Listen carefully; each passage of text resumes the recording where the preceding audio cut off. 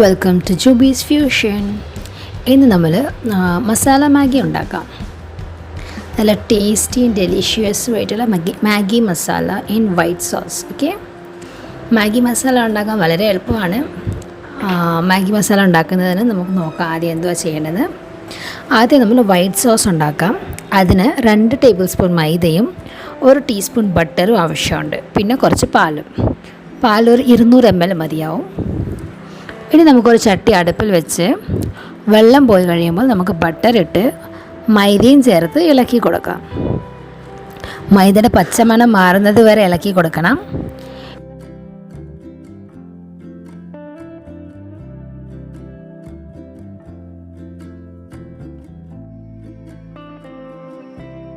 ഇനി 1 കപ്പ് പാലൊഴിച്ച്, അതായത് ഒരു 200 ml പാലൊഴിച്ച് നല്ലതുപോലെ ഒന്ന് കുറുക്കിയെടുക്കണം.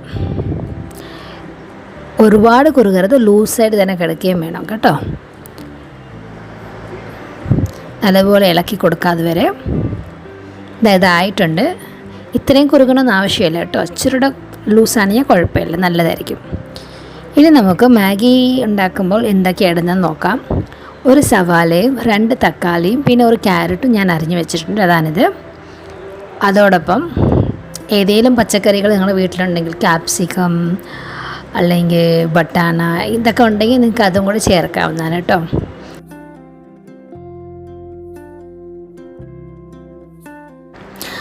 ചട്ടി അടുപ്പിൽ വയ്ക്കാം. ഇനി ഇഞ്ചി വെളുത്തുള്ളിയും കൂടെ അരിഞ്ഞിട്ടുണ്ട്. അതും കൂടെ കുരുമുളക് പൊടിയോടൊപ്പം ഞാൻ ചേർത്ത് വെച്ചിരിക്കുകയാണ്. ഇതെല്ലാം നമുക്ക് ചട്ടിയിലിട്ടൊന്ന് വഴറ്റിയെടുക്കാം. ഇനി 1 ടീസ്പൂൺ ബട്ടർ ഇട്ട് കൊടുക്കാം. ഇനി ഈ സവാളയും തക്കാളിയും പച്ചക്കറികളും എല്ലാം കൂടെ ഇട്ട് ഇഞ്ചി വെളുത്തുള്ളി ഇട്ട് കുരുമുളകും പൊടി ഇട്ട് എല്ലാം കൂടെ ഇട്ട് ഒന്ന് ഇളക്കി വഴറ്റിയെടുത്ത് ഇച്ചിരി ഉപ്പ്, ആവശ്യത്തിനുള്ള ഉപ്പ് ചേർത്ത് കൊടുക്കാം. നല്ലതുപോലെ ഒന്ന് വഴറ്റി വെച്ചും കുറച്ച് വെള്ളം ഒഴിച്ചു കൊടുക്കാം. ഇനി വെള്ളം നിങ്ങൾ എടുക്കുന്ന മാഗിയുടെ അളവിനനുസരിച്ചിരിക്കും കേട്ടോ. ഇവിടെ ഇപ്പം ഞാൻ 4 സെറ്റ് മാഗിയാണ് എടുത്തിരിക്കുന്നത്. അതായത് ഒരു വലിയ പാക്കറ്റിൻ്റെ മാഗി. അതിന് നമുക്ക് 6 ഗ്ലാസ് വെള്ളം ഒഴിച്ചു കൊടുക്കാം. ഇത് നമുക്ക് മൂടി വെച്ചൊന്ന് വേവിച്ചെടുക്കാം. ഈ പച്ചക്കറികളൊന്ന് പകുതി വേവ് ആകുമ്പോഴത്തേക്കും നമുക്ക് ഇതിലേക്ക് മാഗിയും കൂടി ഒന്ന് ചേർത്ത് കൊടുക്കാം. മാഗിയും ചേർത്ത് കൊടുത്ത് അതിൻ്റെ മസാലയും കൂടെ ചേർത്ത് കൊടുത്ത് ഒന്നിളക്കിയിട്ട് ഒന്ന് മൂടി വയ്ക്കാം. ഇതെല്ലാം കൂടെ ഒന്ന് വെന്ത് വരട്ടെ. അത് വെന്ത് വന്നിട്ടുണ്ട്.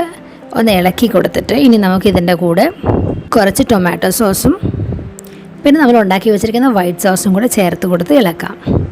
ഇനി ഈ സമയത്ത് നിങ്ങൾക്ക് ചീസ് ഉണ്ടെങ്കിൽ ആ ചീസും ചേർക്കാം. മൊസറല്ല ചീസോ നിങ്ങളുടെ ആവശ്യത്തിനനുസരിച്ച് ഏത് ചീസാണ് വീട്ടിലുള്ളതെന്ന് വെച്ചാൽ ആ ചീസ് ഇട്ട് കൊടുക്കാം.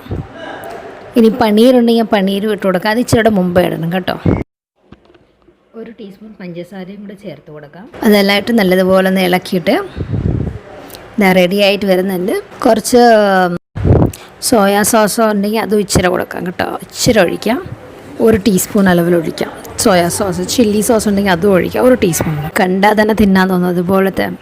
പിന്നെ അതിന് ടേസ്റ്റ് പറയാനുമില്ല. അപ്പോൾ നിങ്ങളെല്ലാവരും ഇത് ട്രൈ ചെയ്ത് നോക്കുമല്ലോ. നിങ്ങൾക്ക് നിങ്ങളുടെ വെറൈറ്റി ആയിട്ട് ഉണ്ടാക്കാം ഇതിൽ തന്നെ.